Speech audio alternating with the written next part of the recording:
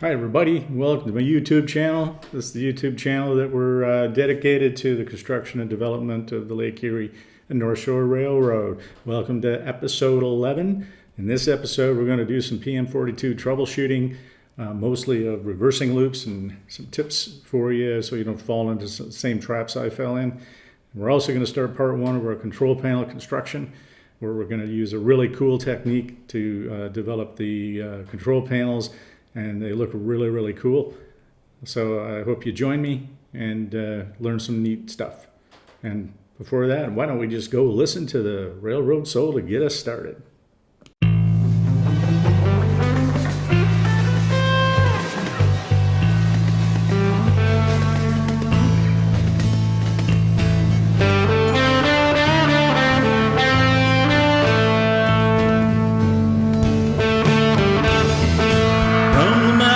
Across the prairies to the sea,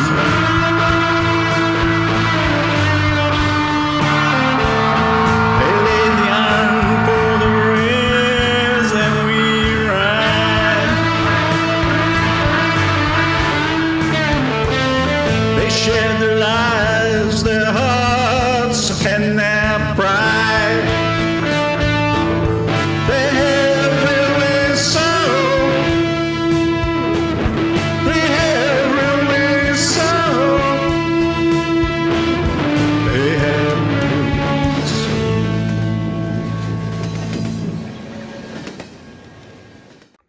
Hey, welcome back.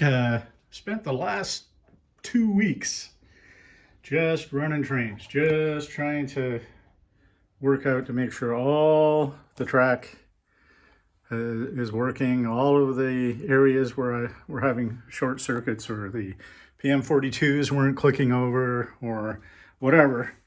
And so I've worked it all through. I've got all the droppers down.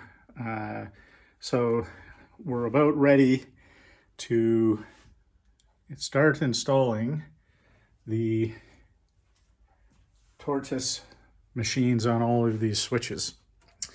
So I thought, well, okay, I think I've been kind of putting this off a little bit, just because I kind of figure I know that there's going to be a little bit of work involved. So anyway, sounds like it's going to be fun though, so we're going to look forward to doing it.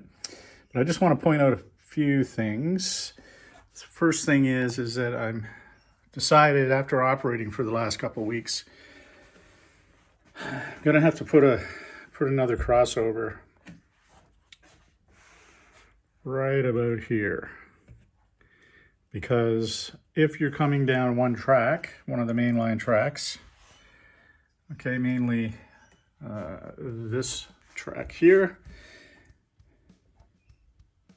this track here. If you're coming down this track here, you can't change again until you go all the way around. So if you want to come back, there's no way to do it. So what I'm going to do is I'm going to put another crossover, just like this one. Okay, but I'm going to do it down here. Now I wanted to do it here, but it's not going to work because there's not enough room. So I thought, okay, well, we'll just do it right here, right here, but that's again not going to work. There's not enough room there. So I thought, okay, well, let's do it here. And I think that's actually going to look pretty cool too. So the turnout direction will be this side to this side, like this. Now I'm going to do a separate video when I do that, because I think that's going to be a pretty interesting video, because we have to take out the existing track, measure for the switches, cut, and put them back in and do the wiring and stuff. So I think I'll just do a whole new video on that one. But the other thing I want to talk to you about here is, so right here where we have my two different power districts, for some reason I could run the train. So here's the CC1, CC3, the CC3 will go around, come back,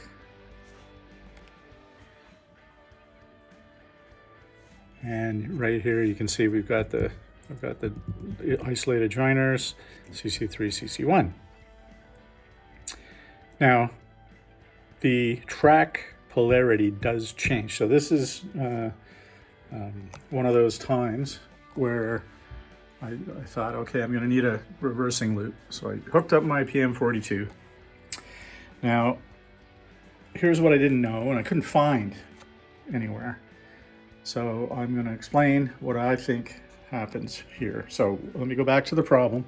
The problem is when the train goes this way, no problem. Goes all the way around the loop, comes back here, completes, continues on. But when the train comes this way, hits this, stops. Doesn't short. No alarms go off, it just stops. And when I bring out the amp meter to test it, the voltmeter, no current, no voltage, nothing in this track. So I was a bit baffled until I thought this through, and I went back down and I thought, so in the PM42, when you're programming a reversing loop, you have to put a little a bar or a clamp or whatever across two different little tiny pegs that are coming up from the PM42. And then that tells the PM42 that you want a reversing loop there. And it connects all the correct circuitry inside. Now, what I didn't know was that you only do one of these, not both. So I had actually programmed, so I put the pin on for CC3 and CC1, two different sort of sections of the PM42. And then I programmed them both for reversing loops because I thought, okay, it comes in this way, it's a reversing loop, goes back the other way, it's a reversing loop the other way. Wrong, don't do that. So now I know if you do that, what happens is the PM42 gets confused because it doesn't know. So it's doing a reversing loop for CC3, and then suddenly you hit CC1 over here, and it tries to do a reversing loop for CC1, and it just doesn't know what to do, and it shuts down. That's my theory, because when I took the CC1 off, it works great. Unbelievable. So just a little tip, if you're doing reversing loops, only do one section. You don't have to do both. You just have to do one. Now, maybe that's dumb, and maybe I should have known, but you know, I didn't know how to hook up a PM42, and it's not in the directions are really not that clear. So either that or I'm just a little bit stupid when it comes to that stuff. But anyway, it's working now. I was like dancing around and hooping and hollering when I got this thing working. So that's the PM42 issue that I wanted to talk to you about. All the other stuff with my PM42s are working excellent. There's sometimes there's a little hesitation when it crosses from one power district to another. And I went in and reprogrammed them to the fastest switchover I can.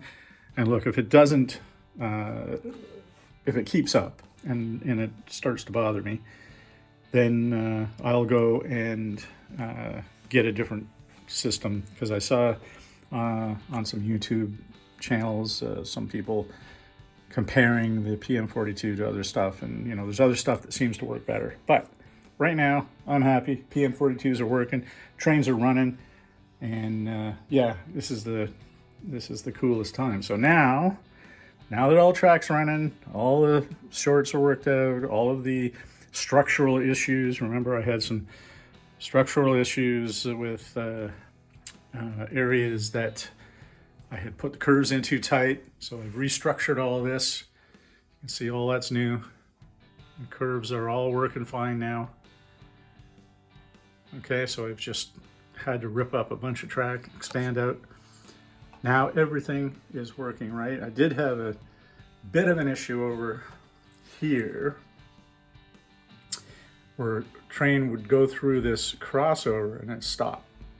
Now, worked fine for like 10, 12 passes, and then suddenly it stops. So I don't, and then when I turn the power off, turn the power back on, it runs again. So I don't, if anybody knows anything, what's happening there, just let me know in the comments below, because I can't figure it out. I don't know what's going on. So I've checked all the wiring, everything's, wired up right. They're all connected, there's no dead track.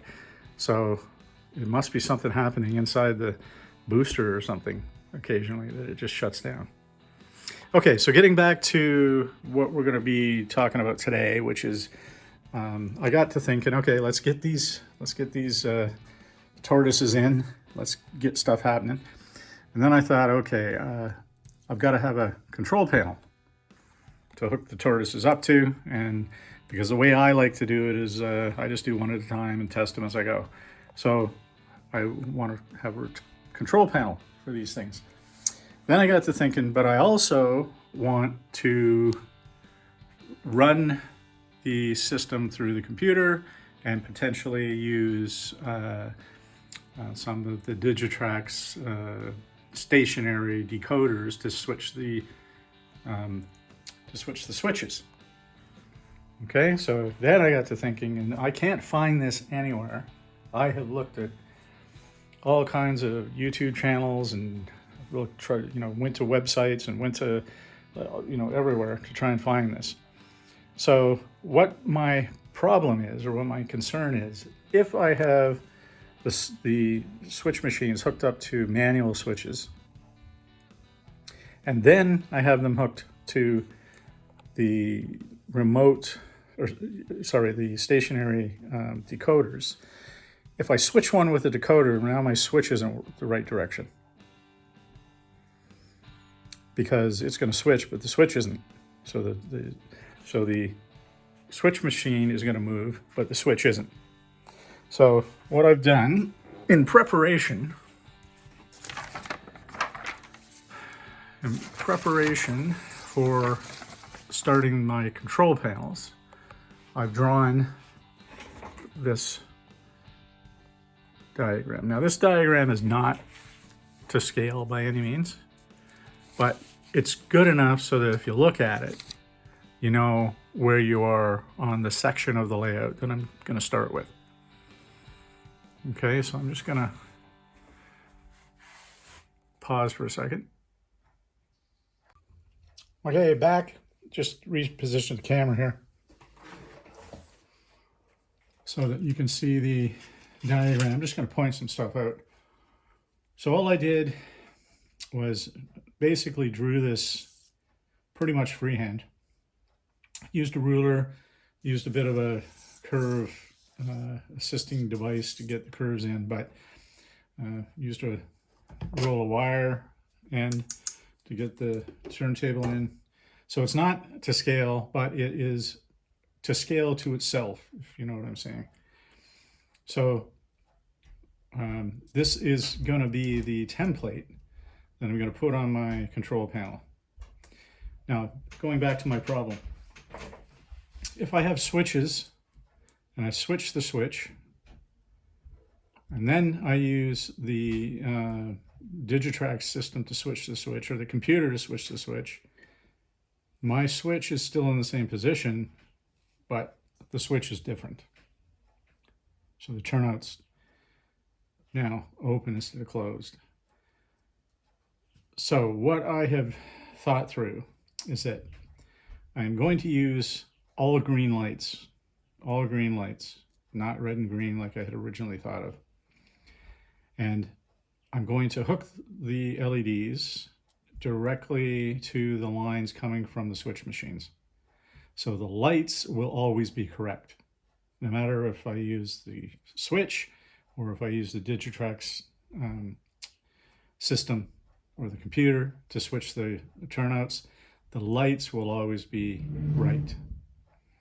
Now my switches may be up or down, doesn't matter.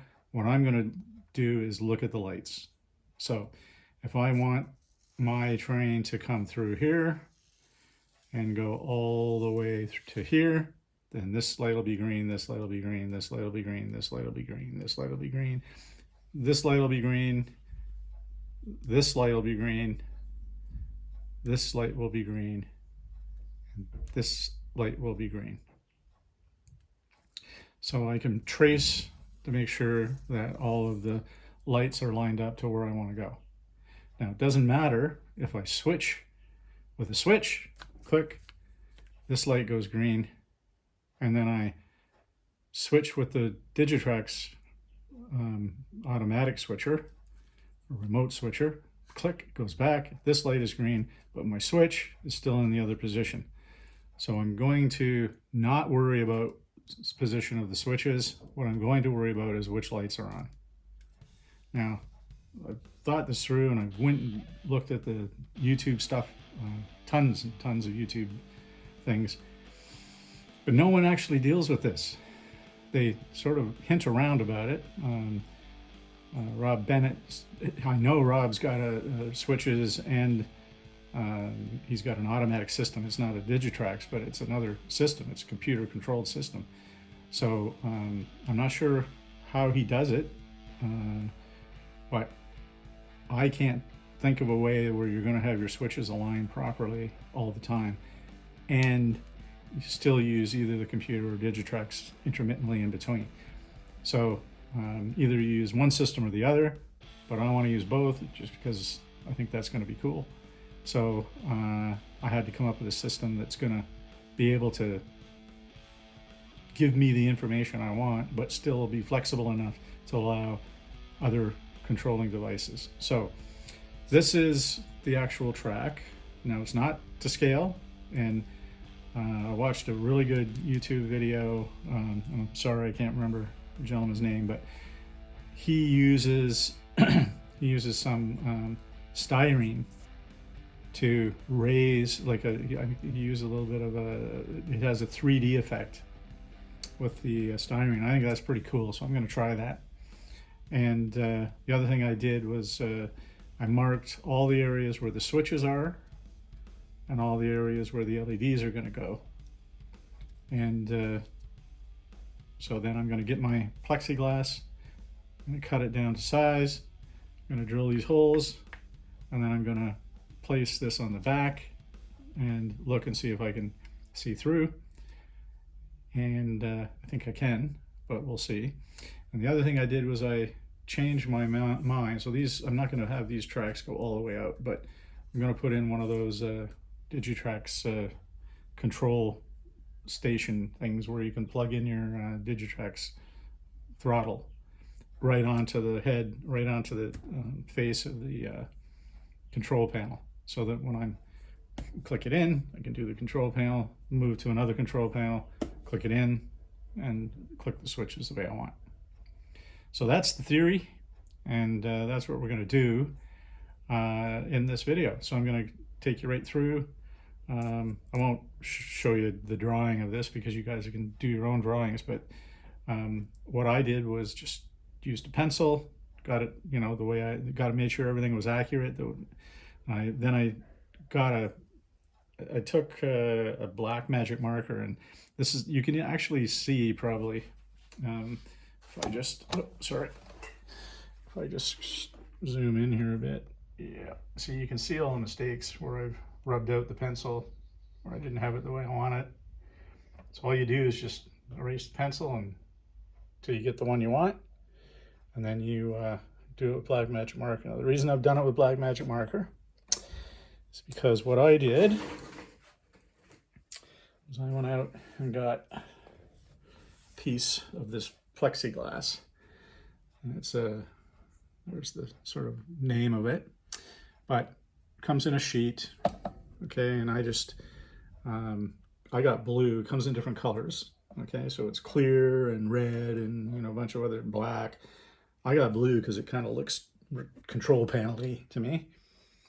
And then I marked, after I had my drawing done, I went out, I measured this, and then I went out and cut a piece of that plexiglass. So here it is, that fits exactly on the sheet. So the sheet is actually the size of the plexiglass. Now I made sure when I did this that around the edges, okay, around these edges, there was enough room to make sure that I could put some wood frame, okay, and it's not going to interfere with anything on the actual control panel. So here the wood frame comes to about here. Here the wood frame might just hit the end, but there's nothing there, so it doesn't matter. So make sure when you're doing it, you give yourself enough room on the outside for the wood frame. Now, just a couple things about cutting this stuff.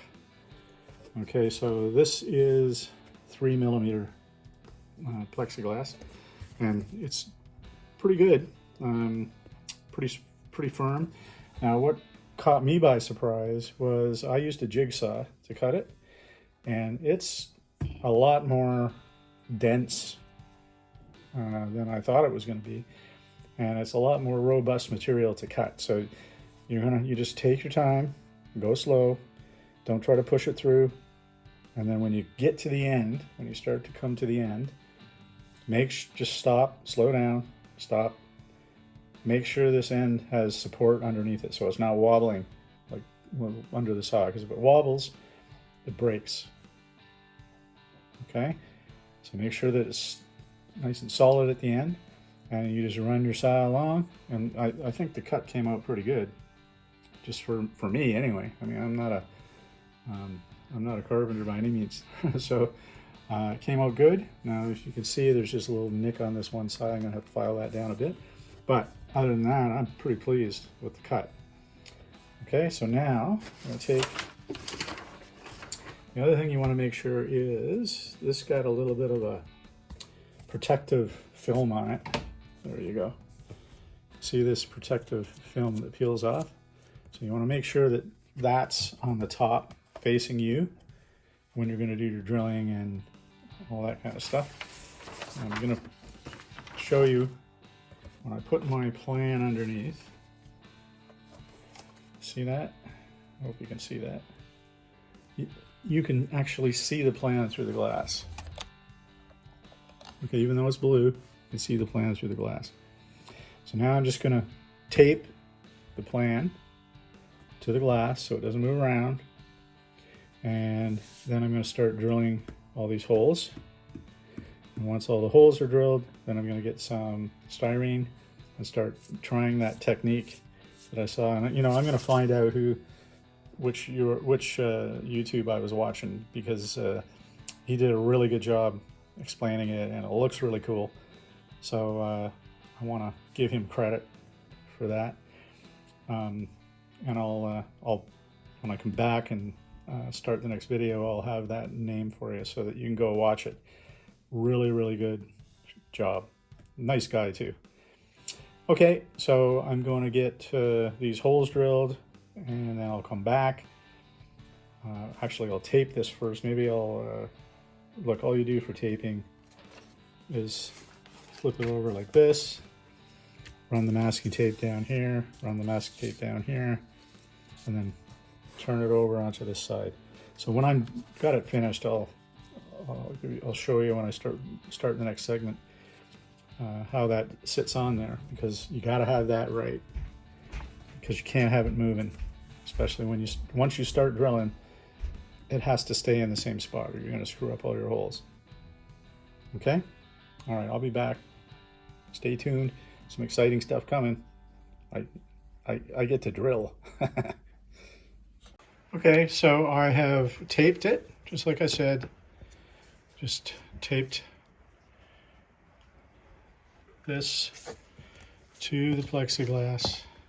Okay, and I've started to drill. Now what I've done is I've used a very fine tipped drill bit just to make sure I get the centers of the holes. All I've done now is drill the holes for the switches. Now up here you'll see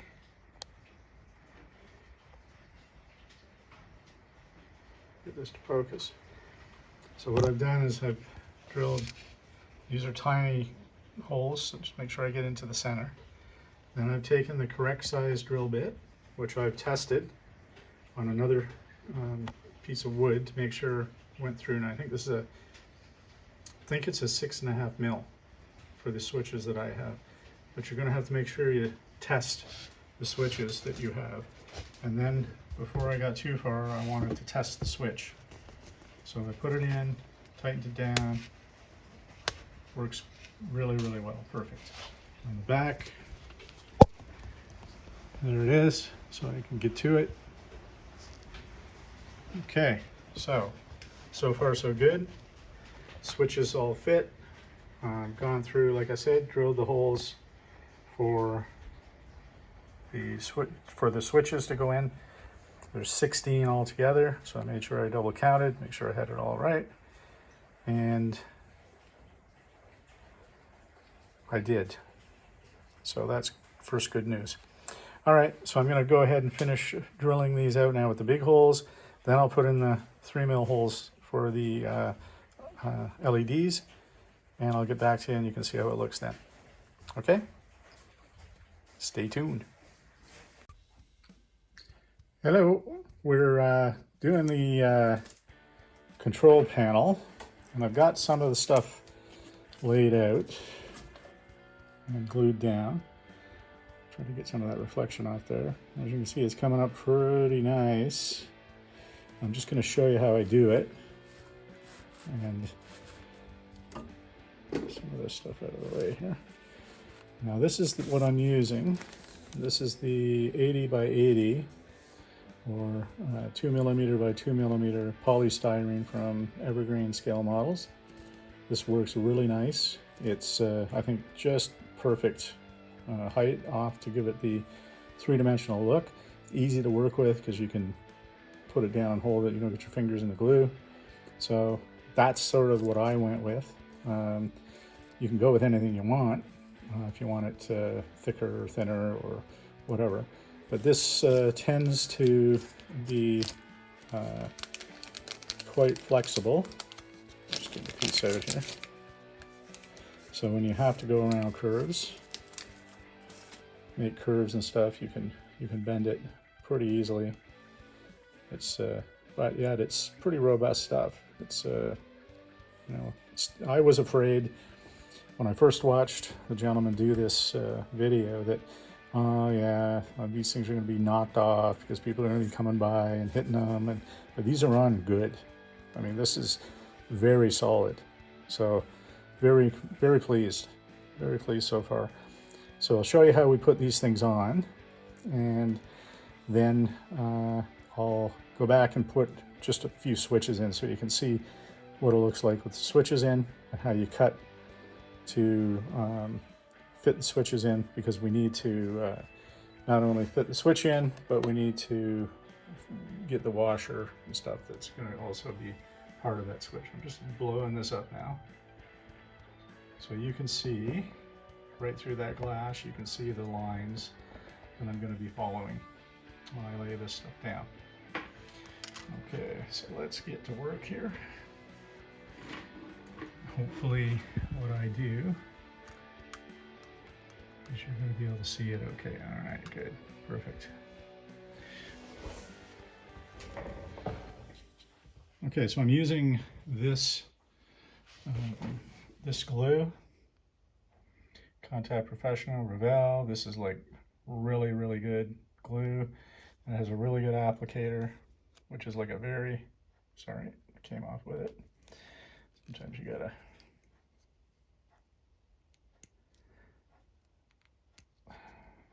pull that out. It's a very fine applicator. Just a second, I'm gonna have to get something to pull this out with.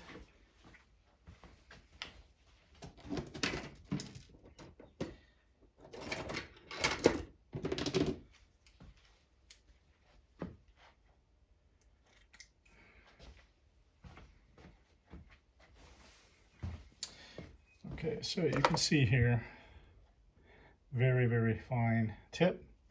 And the reason it's stuck in is that as you're gluing this, as you're working along, it actually sucks and melts the styrene and it sucks it up the tube a little bit, and then it sticks inside the casing. So we just put this back in. So that's what it looks like. Oops, got some glue coming out already. So as long as you keep that thing tilted, so when you set it down, it tilts. See, there's a tilt on the bottom.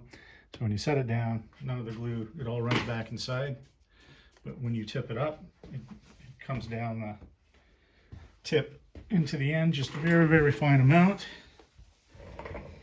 which is exactly what we want for a job like this. So now I'm just gonna get this lined up. Hopefully you can still see it. And that goes to about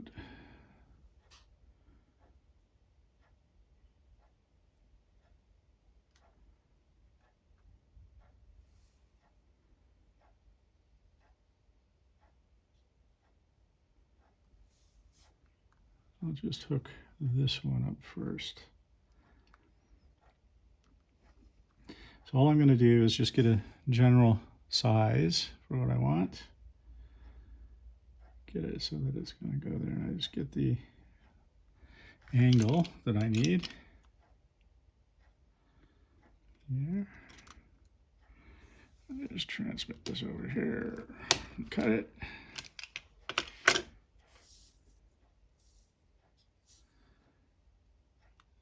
Just put that in place. And remember, it has to go directly over top of the hole, and we're going to cut that out later. So now what I do is I take the glue. I usually just get a bit on the end here. And you literally don't need much at all. That's going to go there.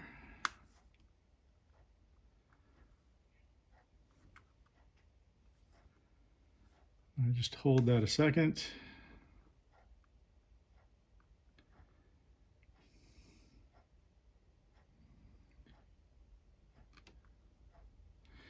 And then once that's in the proper place, I just put a little bit on there, and a little bit on there. Just let that still in.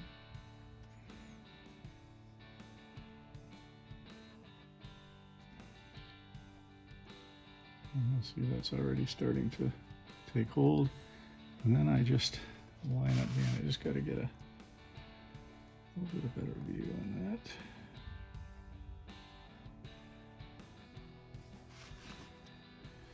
That looks good about right there. Just going to take a little bit here at the end on each side.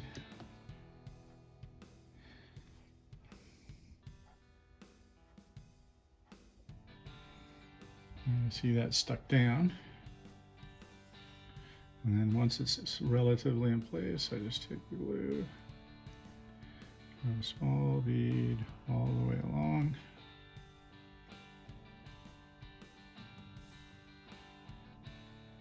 Okay, that one's done.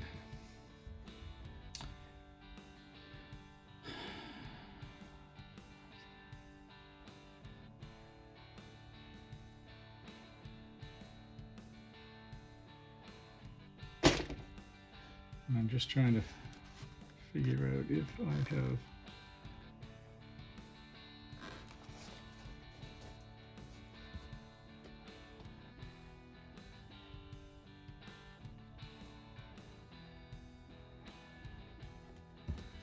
okay, I'm gonna put another one.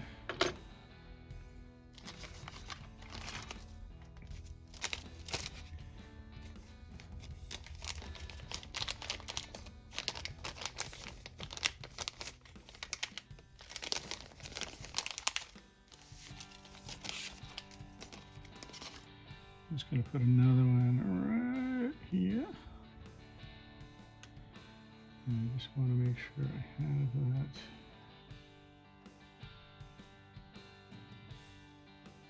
So that's going to be about like that. So again, just want to get my angle on that.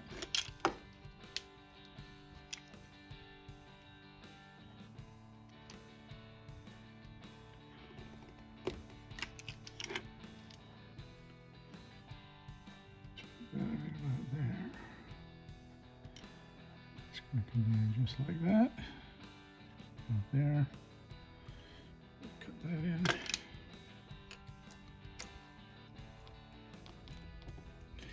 Now, right now, I'm just using a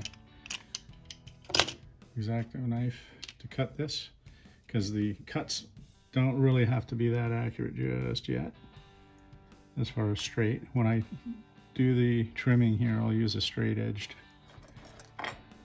cutter, which I will show you when I go to use it. Can't seem to find it right now, but that's okay. We'll get this glued down.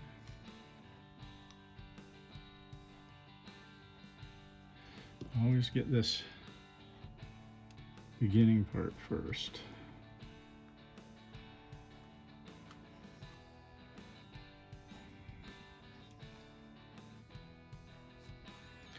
Now, you can also use one of these sticks just to hold that into place until it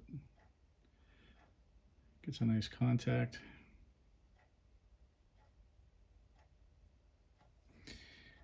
And I even might put it in while I bend this a little bit, because it will pull off a little bit sometimes. I think with this one, I'm going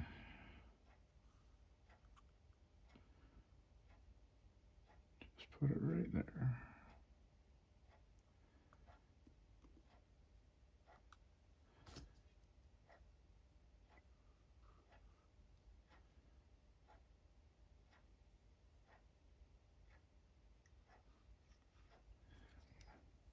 So you just do a little bit at a time till you get it where you want it and get it holding.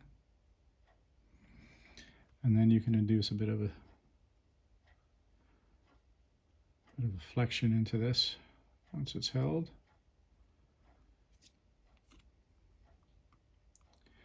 Now you can see I can put that in position very nicely, right about there. And then I just come along, a couple spots, let it harden.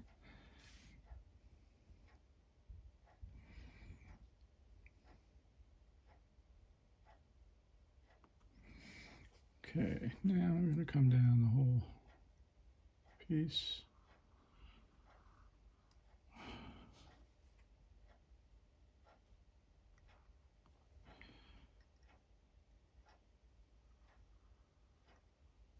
Okay, so that piece is in.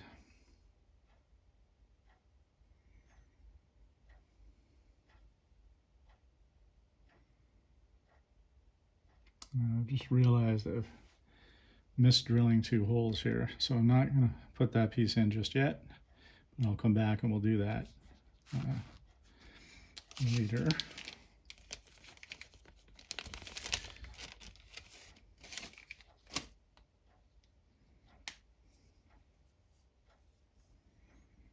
So again, I'm going to put a piece in here.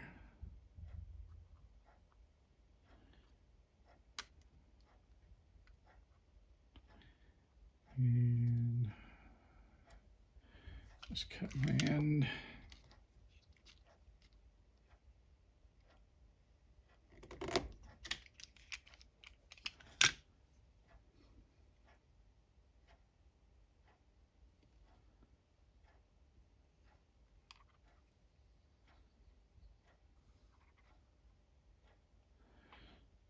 I'm going to cut it about there.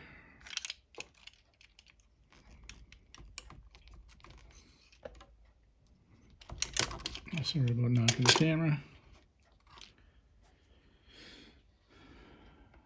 Just going to go about there.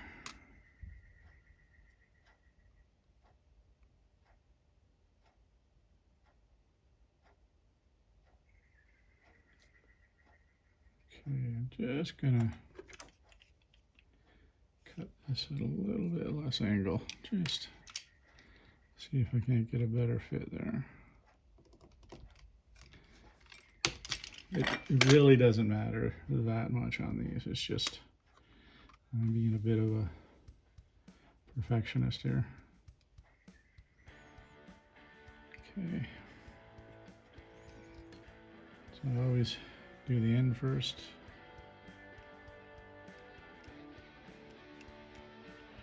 Make sure I get that in position.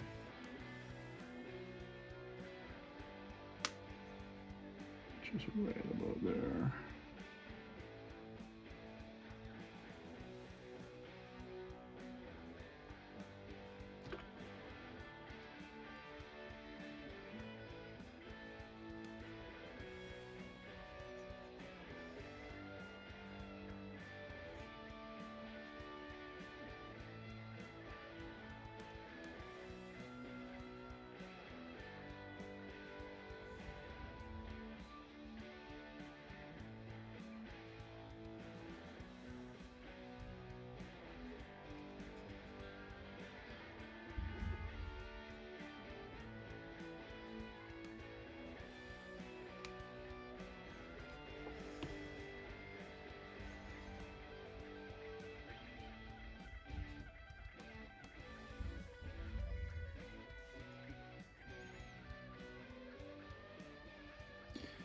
And just run down small bead away.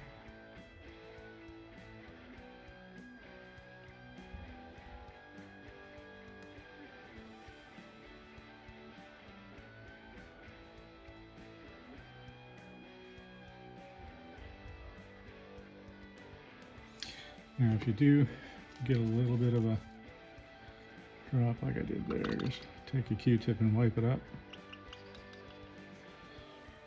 Because you don't want any glue on that glass if you can help it.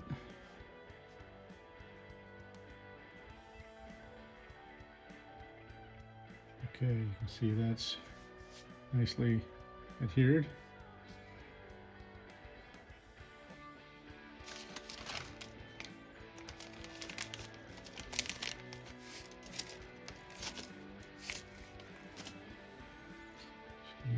Put the next one. Now I'm going to put this one all the way down like that.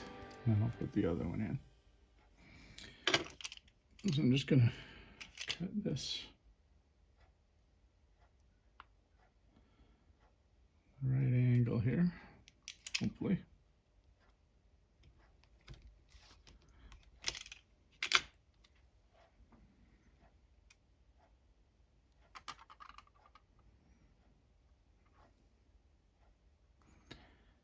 Okay, so just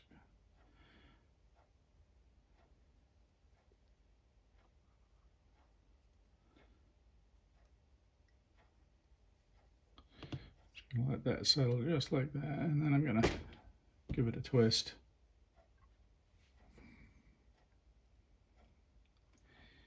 Actually, I should have cut this first. It's gonna be about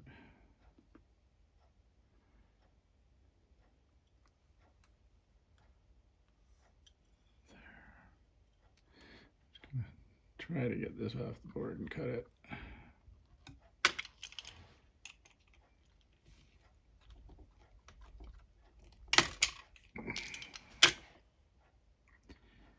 Without pulling this thing too loose.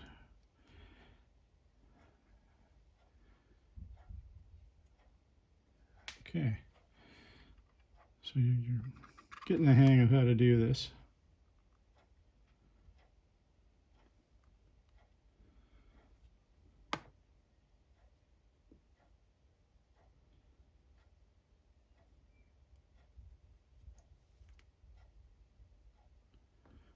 I'm just gonna redo this one because it has pulled loose a bit.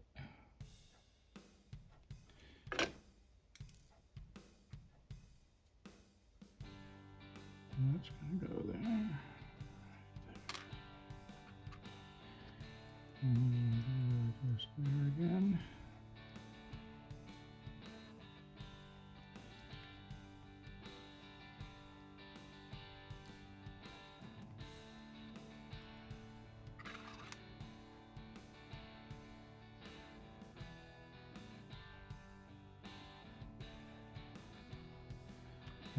have to say,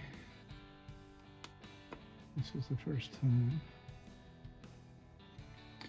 that I've had this much trouble with it bonding. So always on camera, you always get this, but this is good, bad, and the ugly here. So you're gonna get to see everything, so that you can see that all the stuff that we have to go through to get this to work.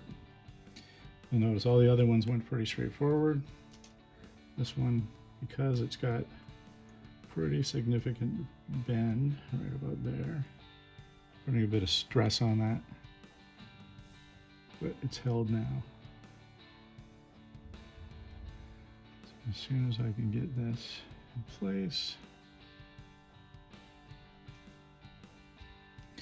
get some glue on that, and that should help our problem resolve.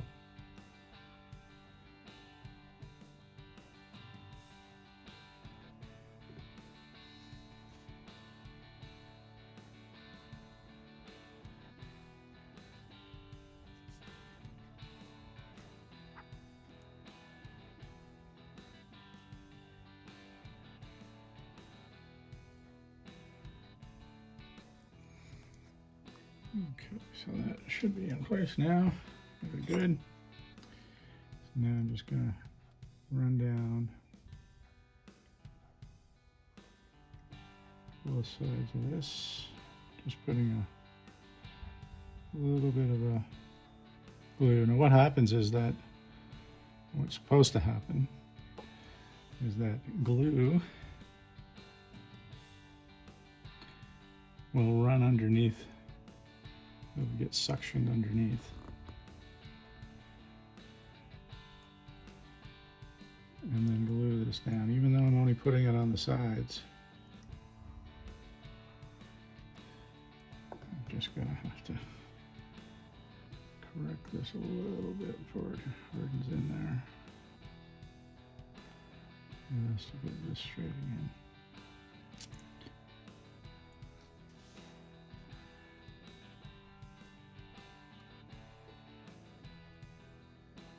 You'll notice you do get a little bit of time to play around, but not much.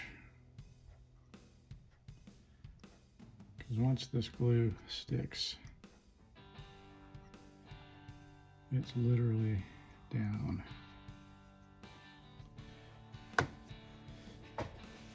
Okay, so hopefully you get the idea. I'm going to continue on finishing this. The reason I did it for so long is I wanted you to see how long it takes and some of the issues you might run into. And luckily we did run into an issue with this one. But as you can see, it's now all down. It's all good. And the board looking pretty good. Okay, I will be back soon. Hopefully you can see everything I just did.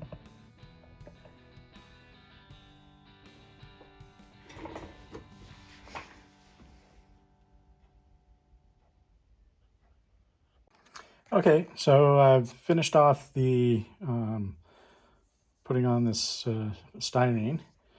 As you can see, sorry about the light glare. I'll try to get that out of there somehow. Anyway, this is the end product. You can see over here where the round has, where the turntable is. I didn't go all the way around because it was starting to be too much, I think, too much pressure on this stuff. So this gets the message across. You know what it is. It's the roundhouse, and this is the hole for the plug-in thing for the digitrax. I just wanted to show you the switches. I put 4 in. Now they're not hooked up, but I just wanted to show you how they look. Let me just zoom in on this. So they look pretty good. And we click them. Everything works pretty good. Nice sort of snug fit there. And you're going to be able to see exactly where the train's going when those lights are on or off. Okay, so that's that portion. I'm just going to go ahead now and make the case for this so that we have a case to put it on.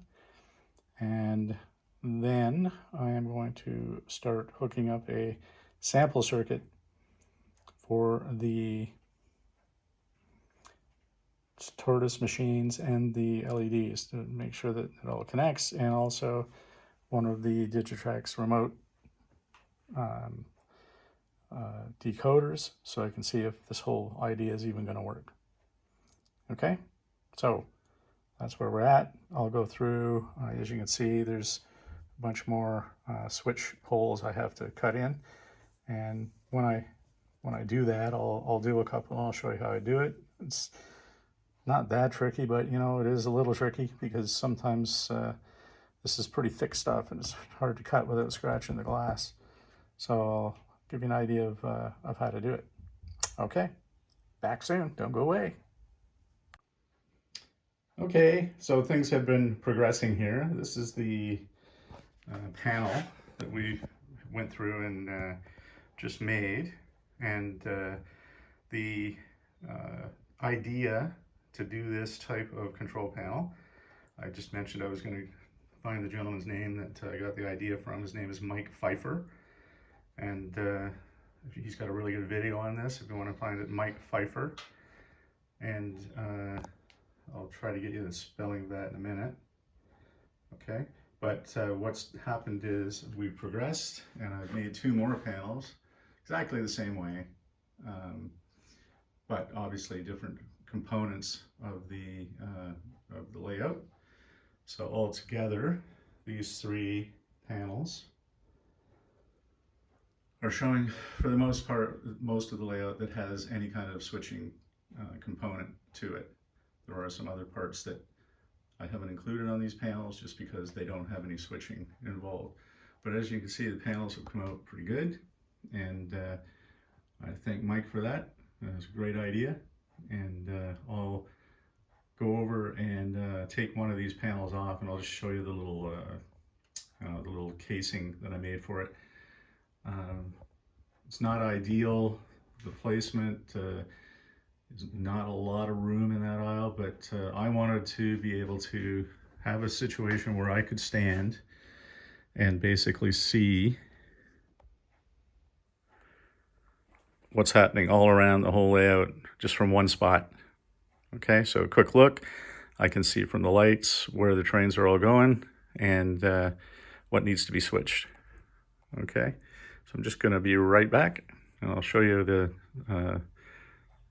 little framing unit that I've made for these. Pretty simple, but just so you can see.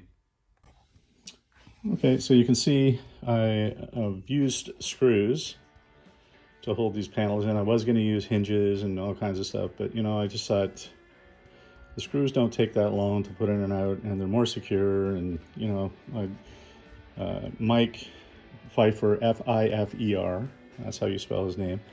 He uses Velcro on here, but I can just see, you know, the grandkids or somebody out here yanking on these things and ripping them open. I don't really want that to happen, so I'm just screwing them in. It doesn't take that long. So you can see the screw holes that I put in, and then if I just take this panel off, this is just the little frame that I made. Pretty simple.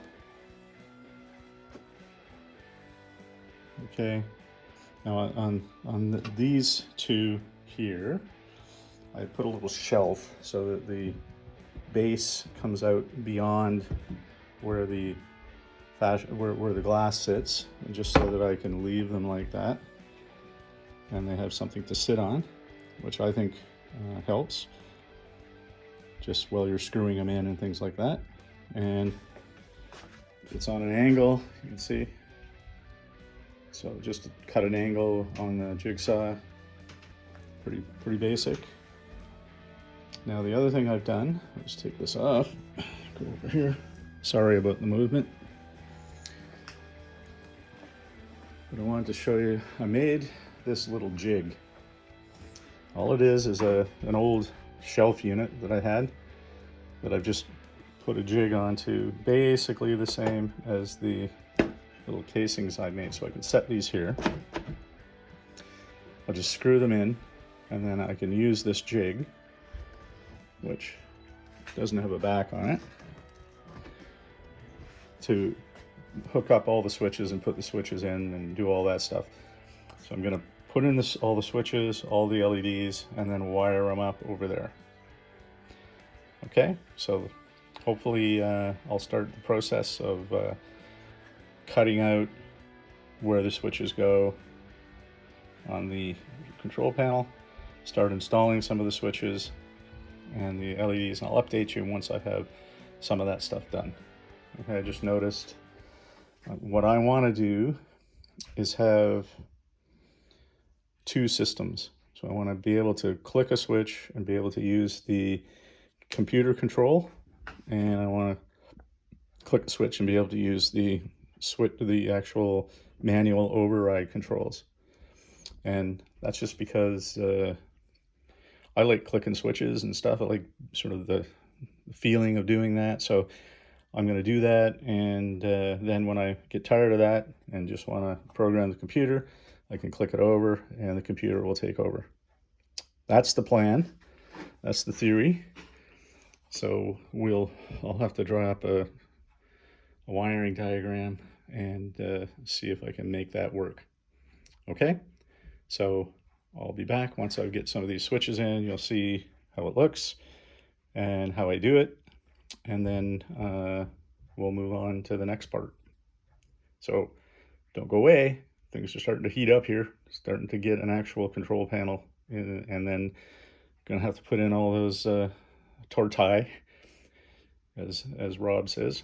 I'll have to put the tortai in. There's a lot of them, and make sure they're all going the right way. Hook up the power to the frogs on the switches, and so we'll show you how we do all that as we go. Okay, exciting stuff. And by the way, I want to thank Mike again, because I actually really enjoyed doing these control panels this way. It was actually very satisfying. So thanks, Mike. Keep up the good work. I'll be right back.